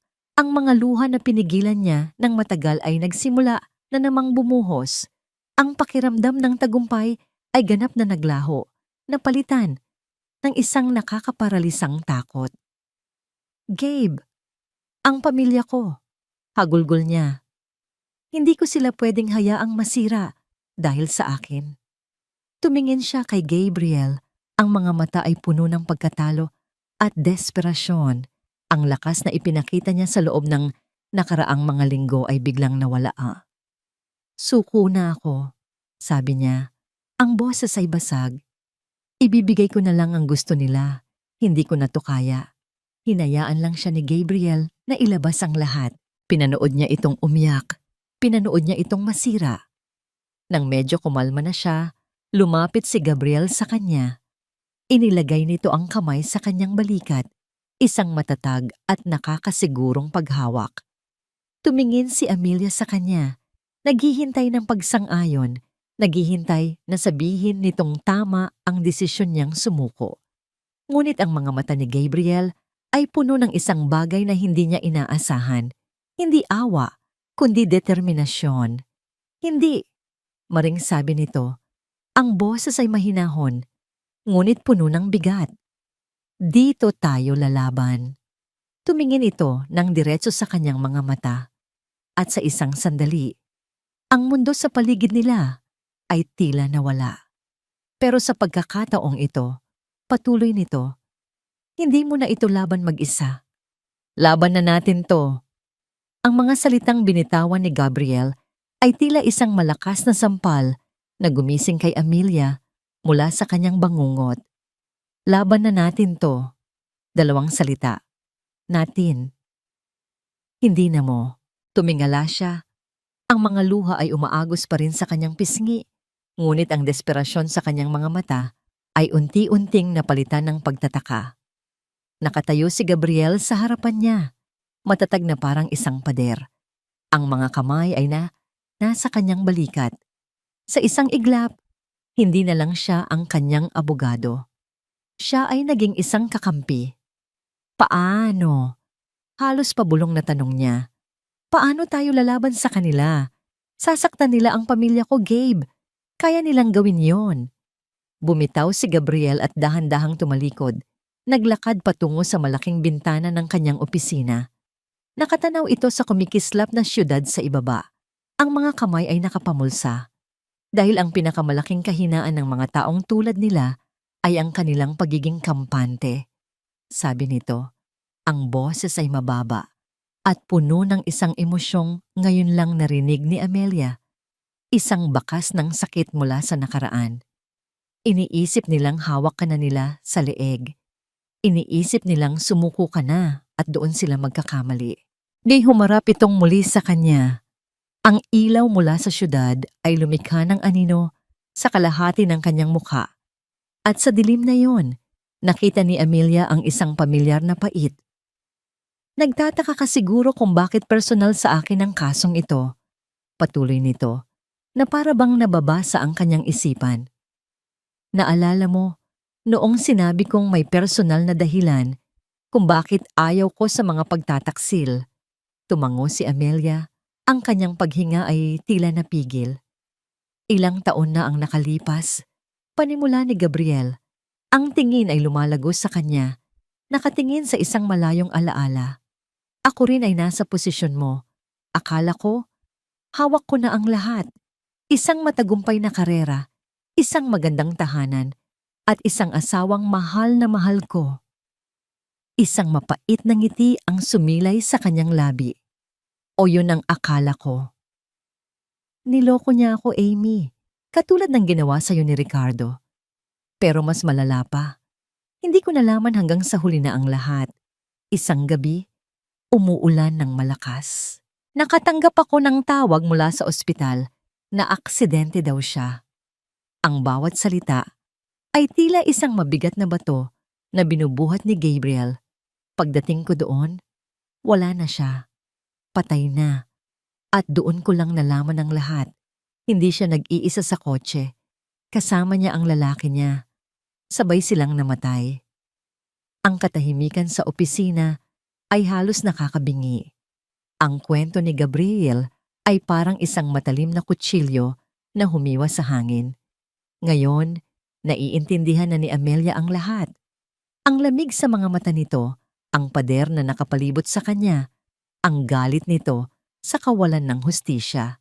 Lahat ay nagmula sa isang malalim at hindi pa naghihilom na sugat. Nang mga panahong yon, gusto ko na ring sumuko. Pag-amin nito, ang boses ay halos pabulong na. Gusto kong sirain ang lahat, ngunit pinili kong ilibing ang sarili ko sa batas, sa trabaho. Dahil sa korte, may mga panuntunan, may tama at mali. Isang bagay na wala sa totoong buhay. Tumingin ito ng diretso sa kanya at sa pagkakataong ito, ang pader nito ay ganap na gumuho. Nang pumasok ka sa opisina kong ito, nakita ko sa iyo ang sarili ko noon. Ang sakit, ang galit, ang pakiramdam na mag-isa, kaya hindi ako papayag na sumuko ka dahil kung susuko ka, para na ring sinabi kong dapat pala ay sumuko na rin ako noon. Hindi na napigilan ni Amelia. Tumayo siya at lumapit kay Gabriel. Walang salitang namutawi sa kanya. Sa halip, dahan-dahan niyang inilagay ang kanyang kamay sa braso nito. Isang simpleng paghawak, ngunit puno ng lahat ng hindi masabing pakikiramay at pasasalamat. Napatingin si Gabriel sa kamay niyang nakahawak sa kanya at pagkatapos ay sa kanyang mga mata. Sa sandaling iyon, sa gitna ng kanilang pinagsamang sakit, isang bagong koneksyon ang nabuo. Isang pag-unawa na higit pa sa relasyon ng isang abogado at kliyente. Bumalik ang determinasyon sa mga mata ni Gabriel. Hindi tayo susuko, sabi nito. Ang boses ay matatag na muli na. Gagamitin natin ang kanilang pagiging arogante laban sa kanila. Bumalik sila sa malaking mesa. Inilatag nilang muli ang lahat ng dokumento. Ngunit ngayon, iba na ang pakiramdam. Hindi na ito isang paghahanda para sa depensa. Ito ay isang pagpaplano para sa opensa. Nagtrabaho sila hanggang hating gabi. Ang kanilang mga ulo ay halos magkadikit habang pinag-aaralan ang bawat anggulo. Si Amelia, na dati isang biktima lamang, ay isa na ngayong aktibong kalahok, nagbibigay ng mga ideya, nagtatanong ng mga matatalinong tanong.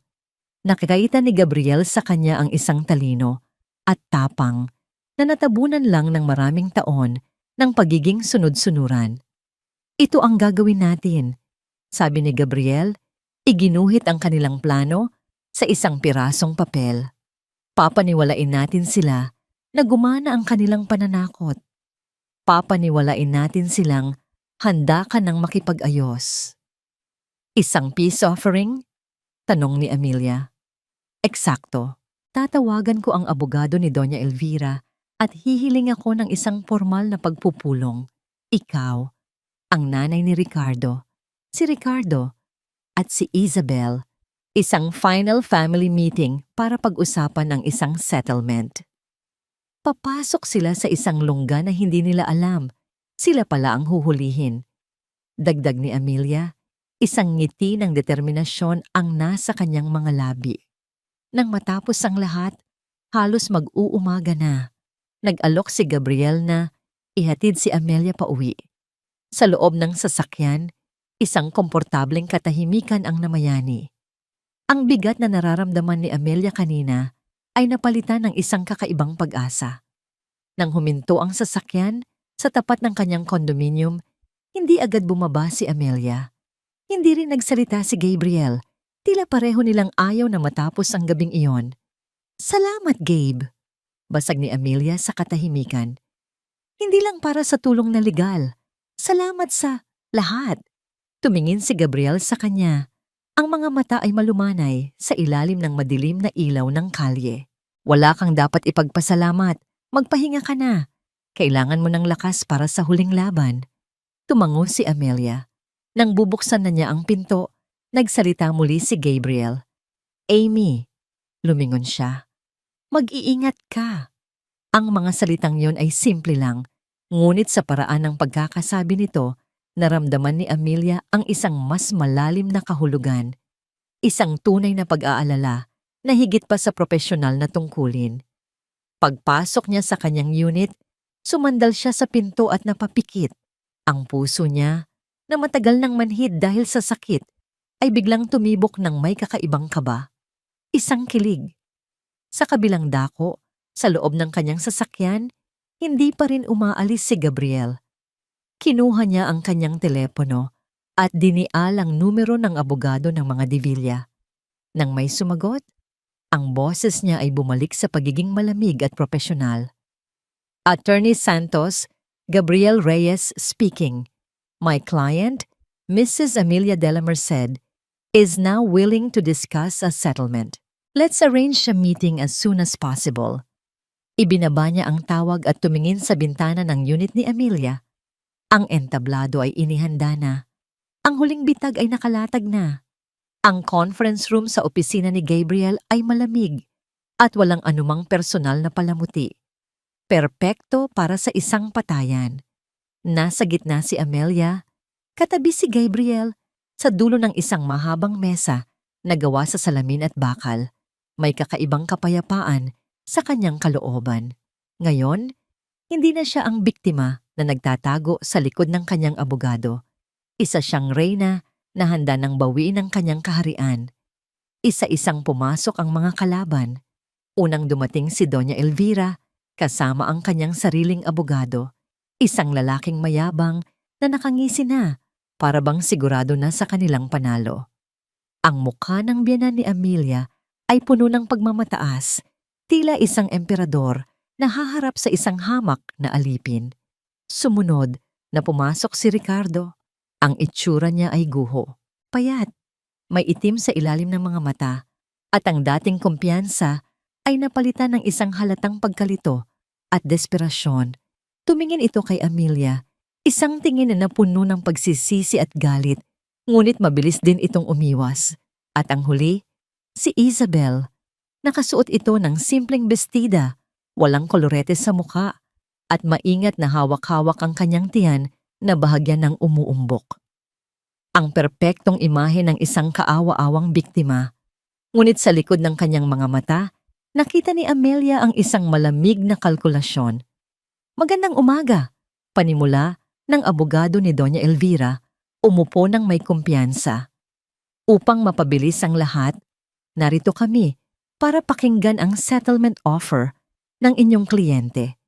Ang pamilyang De Villa sa kanilang kabutihang loob ay handang magbigay ng maliit na financial assistance kay Ginang de la Merced, kapalit ng pag-urong niya sa lahat ng kaso at pagbabalik ng kontrol sa lahat ng ari-arian ni G. De Villa.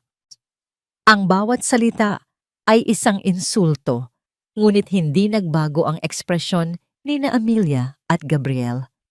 Bago tayo magpatuloy dyan, sabi ni Gabriel, ang boses ay kalmado. Nais muna naming pakinggan ang panig ng lahat. Doon na nagsimula ang palabas ni Isabel. Tumayo siya, ang mga mata ay namumula na sa pinipigilang luha. Hindi ko na po kaya to, sabi niya. Ang boses ay nanginginig. Tumingin siya kay Doña Elvira. Mahal na mahal ko po si Ricky at itong dinadala ko. Ito po ang magiging unang apo ninyo. Ang tanging gusto lang po namin ay isang tahimik na buhay. Pagkatapos ay bumaling siya kay Amelia. Ang mga luha ay tuluyan ng pumatak. Amelia, alam kong nasaktan kita. Patawarin mo sana ako. Pero hindi ko kasalanang magmahal. Pakiusap, huwag mo namang ipagkait sa amin ang kinabukasan ng anak namin. Si Doña Elvira ay tumango-tango, puno ng awa para sa babae. Narinig mo yon, Amelia? Isang walang kwentang babae na walang puso, pati isang inosenteng bata, idadamay mo sa kasakiman mo. Hindi pa rin umimik si Amelia. Tumingin lang siya kay Gabriel. Tumayo si Gabriel. Salamat sa inyong mga salita. Pumindot siya ng isang remote control. Isang malaking screen na nakatago sa pader ang bumaba at umilaw. Dahil binuksan na rin lang ni Bibi Rosales ang usapin ng pagmamahal at katotohanan, sabi ni Gabriel, ang boses ay biglang naging matalim na parang yelo. Simulan natin ang pag-uusap sa mga litratong ito. Isa-isang lumitaw sa screen ang mga litrato ni Isabel kasama ang isa pang lalaki. Naghahalikan sa isang madilim na parking lot, magkayakap sa isang bar, magka-holding hands habang namamasyal. Ang kulay sa mukha ni Isabel ay biglang nawala. Si Ricardo ay napatingin sa screen, pagkatapos ay kay Isabel, ang mukha ay puno ng pagkalito. Bel, sino yan? Eh hindi ko siya kilala. Mga gawa-gawa lang yan. Depensa ni Isabel. Talaga ba? Tanong ni Gabriel. Kung ganoon, pag-usapan naman natin ang mga bank transfer na ito. Sunod na lumitaw sa screen ang mga kopya ng bank records. Mga malalaking halaga na inilipat mula sa isang offshore account papunta sa account ng lalaki sa litrato. Ilang linggo, bago pa man ang biyahe patungong Australia. Isang malaking halaga para sa isang taong hindi mo kilala. Dagdag ni Gabriel. Ang conference room ay nabalot ng tensyon.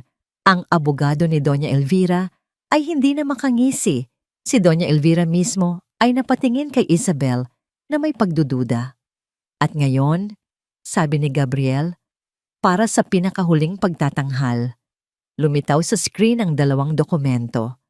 Ang blood analysis report ni Ricardo at ang prenatal blood work ni Isabel. Ayon sa agham, simple lang ang genetics, paliwanag ni Gabriel na parang isang propesor. Si G. Ricardo de Villa ay may blood type na O positive. Si B. Isabel Rosales naman ay B positive.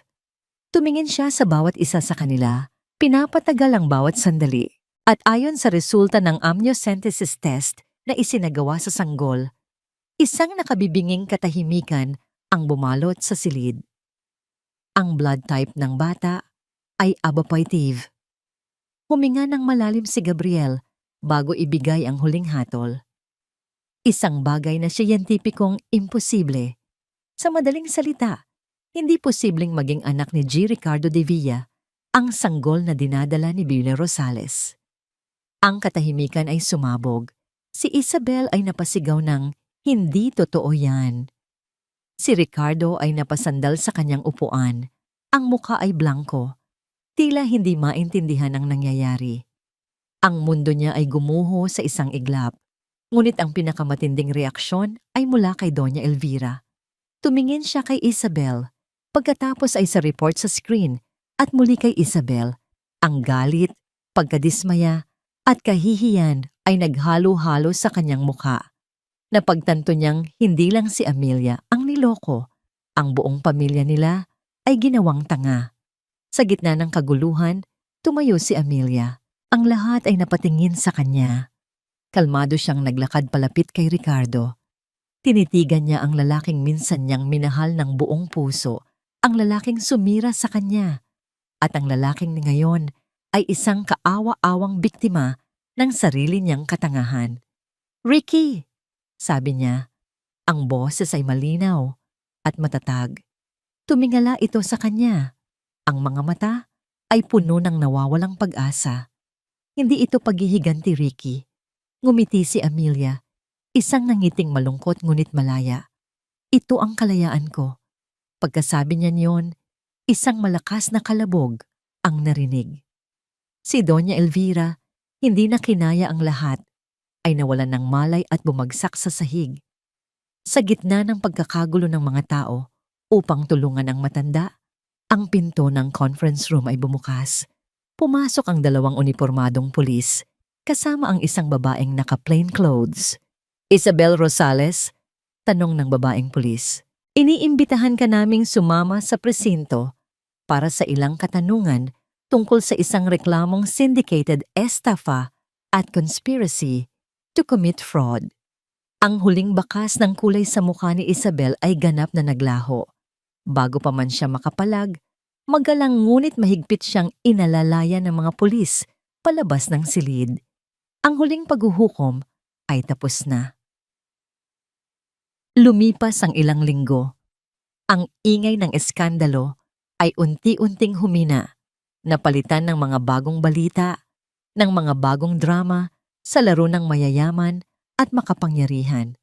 Ang pangalang De Villa ay nabahira ng kahihiyan, ngunit ang pangalang Santos ay nanatiling buo at matatag. Ang penthouse sa Makati ay naibenta na. Si Amelia ay bumalik sa lumang kwarto niya sa bahay ng kanyang mga magulang, isang lugar na puno ng mga alaala ng kanyang kabataan bago pa man pumasok sa buhay niya si Ricardo. Ngunit hindi siya nagmukmok. Sa halip, ibinuhos niya ang kanyang enerhiya sa isang bagay na matagal na niyang kinalimutan, ang kanyang sarili. Muli siyang pumasok sa art gallery na pag-aari ng kanilang pamilya. Dati, ito ay isang libangan lang. Ngayon, isa na itong misyon. Ang market trends para sa Southeast Asian contemporary art ay tumataas ng 15%, sabi ni Amelia. Ang boses ay puno ng kumpiyansa habang nakatayo sa harap ng board of directors ng kanilang kumpanya. "My proposal is to launch a digital platform to feature up-and-coming Filipino artists, connecting them directly to international buyers. Ito ang magiging kinabukasan ng gallery." Ang mga dating board members na nakakakilala sa kanya bilang asawa ni Ricardo de Villa ay nakatingin sa kanya ngayon ng may paghanga at respeto. Ang babaeng nasa harapan nila ay hindi na isang palamuti lamang. Isa na siyang leader. Ngunit may isang piraso pa ng kahapon na kailangan niyang pulutin at itapon ng tuluyan. Ang araw ng pinal na pagpirma ng kanilang annulment papers. Nagkita sila sa isang maliit at tahimik na coffee shop sa Alabang, malayo sa mapanuring mga mata ng Makati. Nauna siyang dumating. Nang pumasok si Ricardo, halos hindi na niya ito nakilala. Ang dating matikas at aroganteng CEO ay mukhang isang anino na lang ng kanyang sarili. Mas payat ito, ang mga mamahaling damit ay tila maluwag na sa kanya, at ang kanyang mga mata ay walang buhay. Umupo ito sa tapat niya, hindi makatingin ng diretsyo. "Amelia," sabi nito. Ang boses ay mahina at paos. Hindi siya sumagot. Inilapag lang niya sa mesa ang mga dokumento at isang pluma. Ito ang huling pagkikita nila. Walang nang dapat pang pag-usapan. "Patawarin mo ako," biglang sabi ni Ricardo habang pinipirmahan ang mga papel. Ang mga kamay ay nanginginig. "Alam kong huli na ang lahat. Alam kong walang kapatawaran ang ginawa ko. Pero gusto ko lang malaman mo, pinagsisisihan ko ang lahat." Tinitigan siya ni Amelia. Sa loob ng maraming linggo, inisip niya kung ano ang mararamdaman niya sa sandaling ito. Inaasahan niyang makakaramdam siya ng galit o kahit ng kasiyahan sa pagbagsak nito. Ngunit wala. Ang tanging nararamdaman niya ay awa. Isang malalim na awa para sa isang lalaking nagkaroon ng lahat, ngunit sinayang ito dahil sa sariling kahangalan at kasakiman. Hindi na siya nagsalita. Tumangulang siya ng bahagya bilang pagtanggap sa kanyang paumanhin, hindi para sa kanya, kundi para sa sarili niyang kapayapaan. Nang matapos itong pumirma, tumayo na si Amelia. Hindi na niya ito nilingon. Naglakad siya papalabas ng coffee shop, papalayo sa huling piraso ng kanyang nakaraan, at patungo sa isang kinabukasang siya na ang may hawak. Nang gabing iyon, sa kanyang silid, tumayo si Amelia sa harap ng salamin. Tinitigan niya ang kanyang refleksyon.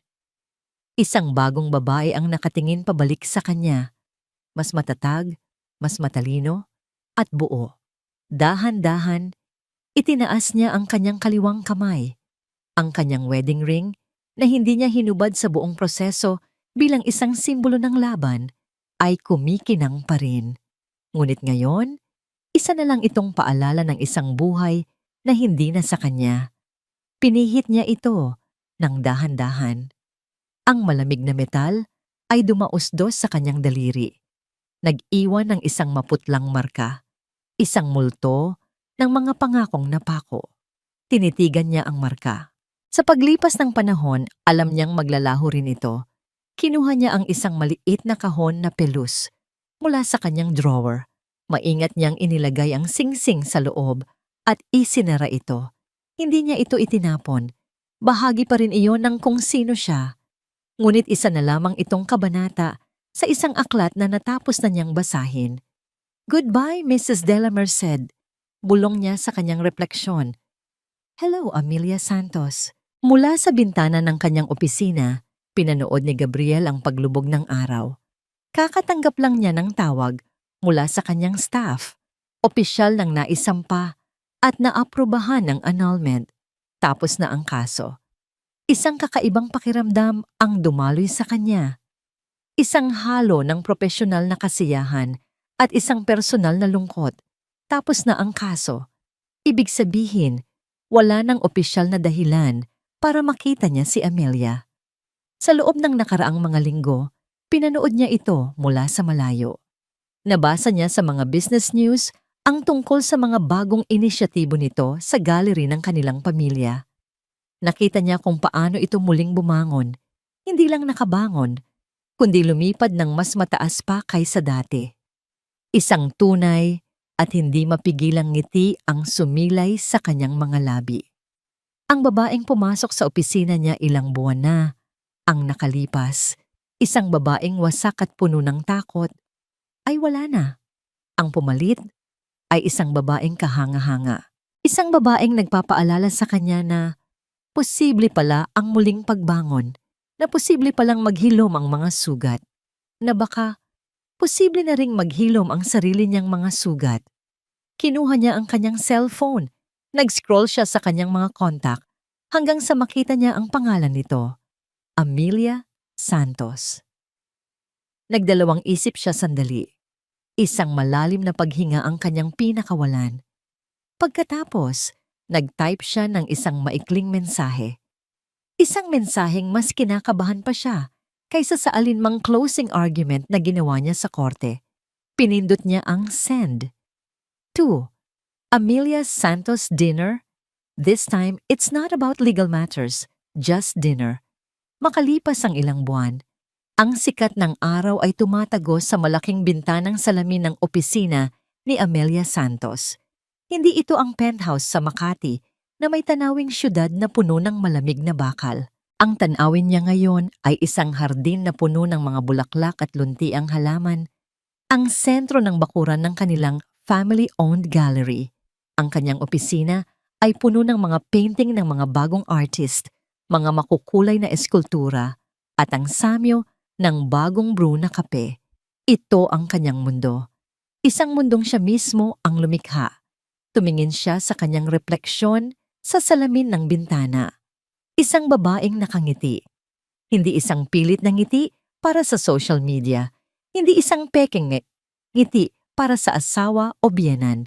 Isang ngingin-ngiting totoo mula sa puso. Hindi na siya si Ginang Dela Merced na nakatira sa isang gintong hawla. Siya si Amelia Santos, isang babaeng malaya. Tumunog ang kanyang telepono. Isang paalala sa kanyang kalendaryo. Dinner with Gabe, 7 p.m. Muli siyang napangiti. Ang napili nilang lugar ay hindi isang mamahaling restaurant na may mahabang listahan ng waiting list. Isa itong maliit at nakatagong restaurant sa Tagaytay na may tanawin ng lawa ng Taal. Ang lugar ay simple, gawa sa kahoy at kawayan at pinalilibutan ng mga halaman. Ang hangin ay sariwa at ang kapaligiran ay payapa. Nauna siyang dumating. Ilang sandali pa, nakita niya si Gabriel na naglalakad palapit. Wala ito sa kanyang karaniwang business suit. Nakasuot ito ng isang simpleng linen shirt at slacks. Kung wala ang formalidad ng kanyang kasuotan, mas bumata itong tingnan, mas malapitan. Pasensya na, medyo traffic, sabi nito pagkaupo. Isang nangiti sa kanyang mga labi. Ayos lang, kararating ko lang din, sagot ni Amelia. Salamat sa pag-imbita, Gabe. Ako dapat ang magpasalamat, sabi ni Gabriel. Dahil pumayag ka. Ang kanilang usapan sa hapunan ay magaan. Hindi nila pinag-usapan ang nakaraan. Wala ng Ricardo, wala ng Isabel, wala ng kaso. Sa halip, pinag-usapan nila ang mga pangarap. Ikinuwento ni Amelia ang kanyang mga plano para sa gallery. Ikinuwento naman ni Gabriel ang kanyang balak na magtayo ng isang pro bono foundation para tulungan ang mga taong walang kakayahang kumuha ng magaling na abogado. Natuklasan ni Amelia ang isang Gabriel na hindi niya pa nakikita. Isang lalaking may passion sa pagtulong, isang lalaking mahilig sa mga lumang pelikula, isang lalaking marunong tumawa sa mga simpleng biro. At sa bawat tawa nito, mas lalong nahuhulog ang kanyang loob. Pagkatapos ng hapunan, naglakad-lakad sila sa isang landas, malapit sa bangin. Ang buwan ay bilog at maliwanag. Ang sinag nito ay gumuguhit ng pilak sa ibabaw ng tahimik na lawa. Alam mo, panimula ni Amelia, nakatingin sa lawa. Dati, takot na takot akong mag-isa. Kaya siguro tiniis ko ang lahat dahil ang akala ko, ang pagiging mag-isa ang pinakamasaklap na pwedeng mangyari sa isang tao. Tumigil sila sa paglalakad. Tumingin si Gabriel sa kanya. Pero natutunan kong hindi pala. Patuloy ni Amelia. Minsan, sa pag-iisa mo lang matatagpuan ang sarili mo. Minsan, kailangan mo munang mabasag ng buo para malaman mo kung paano buuin muli ang sarili mo sa tamang paraan. Isang mahabang katahimikan ang namayani, ngunit hindi ito awkward. Puno ito ng pag-intindi. Tama ka, sabi ni Gabriel sa wakas. Ang boses ay mahinahon. At minsan, sa pagbuo mo sa iyong sarili, Darating ang isang tao na hindi para kumpletuhin ka, kundi para samahan ka habang buo ka na. Dahan-dahan, walang pag-aalinlangan, inilahad ni Gabriel ang kanyang kamay. Hindi ito hinawakan. Inilahad lang, isang paanyaya, isang tanong na walang salita. Tinitigan ni Amelia ang kamay na iyon, ang parehong kamay na gumabay sa kanya sa pinakamadilim na yugto ng kanyang buhay, ang kamay ng kanyang tagapagtanggol. At ngayon, ito ay kamay na ng isang kaibigan. At marahil, higit pa, itinaas niya ang kanyang kamay at dahan-dahang ipinatong sa palad nito. Ang init ng balat nito ay dumaloy sa kanya, isang kuryenteng puno ng pag-asa. Ikinulong ni Gabriel ang kanyang mga daliri sa kamay niya, isang paghawak na magaan ngunit puno ng kahulugan. Hindi na sila nagsalita. Magkahawak kamay, sabay silang naglakad sa ilalim ng liwanag ng buwan. Ang mga alitap-tap ay sumasayaw sa kanilang paligid. Ang hangin ay bumubulong ng mga pangako ng bagong simula. Sa kanilang mga mata, wala na ang mga anino ng pagtataksil. Wala na ang sakit ng kahapon. Ang naroon na lamang ay ang refleksyon ng isa't isa at ang tahimik na pangako ng isang pag-ibig na isinilang hindi mula sa kahinaan, kundi mula sa lakas. Isang pag-ibig na binuo sa pundasyon ng respeto at pag-unawa. Isang pag-ibig na handang maghintay, handang maghilom, at handang sumikat, tulad ng isang bagong araw. Dito nagtatapos ang kwento ng isang misis na matagal na niloko, ngunit sa huli ay piniling lumaban ng marangal. Sa isang iglap, bumagsak ang lahat ng plano ng mister, mula sa pagdala ng buntis na kabit sa Australia hanggang sa pagbuo ng bagong buhay. Isang pirma lang ng misis sa abogado at na-freeze ang lahat ng ari-arian, iniwan ang dalawa na walang pera at natutulog sa lansangan. Ganito magturo ang buhay, ang masama. Kahit gaano kaingat, babalik sa kanila. Ang mabuti, kaya kahit gaano masaktan, itataas sa tamang panahon. Ang tanong na ngayon, kung kayo ang nasa kalagayan ng misis, gagawin niyo rin ba ang desisyong yon? Sa tingin niyo ba sapat ang naranasan ng mister bilang kabayaran? At ano ang pinakamahalagang aral na nakuha ninyo sa kwentong ito? Mga kaibigan, kumusta po kayo? Sana ay nasa mabuting kalagayan kayo ngayon. Mahalaga sa akin ang bawat opinyon at damdamin ninyo. Kaya huwag mag-atubiling mag-iwan ng komento. Maraming salamat sa inyong pakikinig at sa patuloy na suporta. Ingat po kayo lagi.